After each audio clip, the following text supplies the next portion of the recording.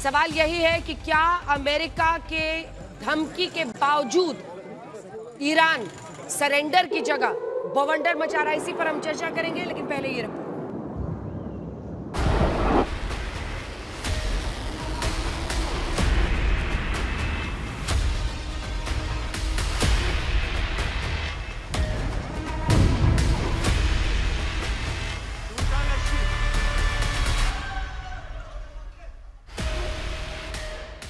Middle east में युद्ध के 7वें दिन ये ईरान की मिसाइलों का वो अटैक है जिससे इजराइल में बड़ी तबाही मची।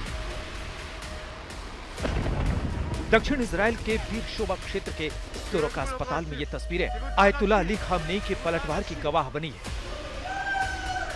वैसे तो ईरान ने कहा है कि उसका निशाना हॉस्पिटल के पास सैन्य अड्डे थे, लेकिन अहम यह है कि ईरान ने ट्रंप की धमकियों की परवाह नहीं की।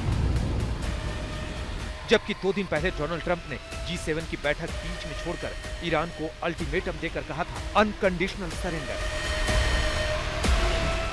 ईरान का जवाब मिसाइलों से आया।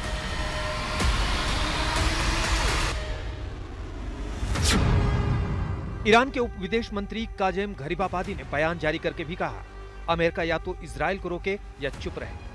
अगर अमेरिका ने इजराइल का साथ देने की कोशिश की तो ईरान के पास अपने राष्ट्रीय सुरक्षा हितों की रक्षा के लिए कई विकल्प मौजूद हैं। ईरान के इन तेवरों के बीच अमेरिकी मीडिया रिपोर्ट्स में दावा हो रहा है कि राष्ट्रपति ट्रंप ने ईरान पर हमले के प्लान को स्वीकार कर लिया है, लेकिन हमले पर अंतिम निर्णय नहीं लिया गया है। उधर खामेनेई के कड़े तेवर के बीच मिडिल ईस्ट के इस युद्ध में रूस के राष्ट्रपति पुतिन का पहला बड़ा बयान आया। पुतिन के इस बयान के बीच ट्रंप ने कहा कि मैंने पुतिन को कहा कि रूस यूक्रेन युद्ध को सुलझाने पर ध्यान देना चाहिए, न कि मिडिल ईस्ट की लड़ाई पर। उधर इजराइल ईरान के परमाणु ठिकानों को निष्क्रिय करने की कोशिशों में जुटा है। सैटेलाइट की तस्वीरें ईरान के परमाणु साइट्स पर इजरायली हमले से पड़े असर को दिखा रही है। इजराइल की सेना के मुताबिक उसने ईरान के अराक हैवी रिएक्टर और नतांज परमाणु अड्डों पर हमला किया है। अब असली सवाल यह है कि अगर अमेरिका इस युद्ध में सीधे कूदा तो क्या वो ईरान के फोर्डो अंडरग्राउंड परमाणु साइट पर हमले के लिए बंकर बम का इस्तेमाल करेगा।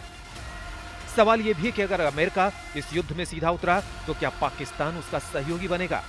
पाकिस्तानी सेना प्रमुख आसिम मुनीर के साथ लंच के बाद डोनाल्ड ट्रंप के बयान ने इसके संकेत दिए हैं, जिसमें उन्होंने कहा है कि पाकिस्तान ईरान को बहुत अच्छे से जानता है, बहुतों से ज्यादा अच्छे से जानता है।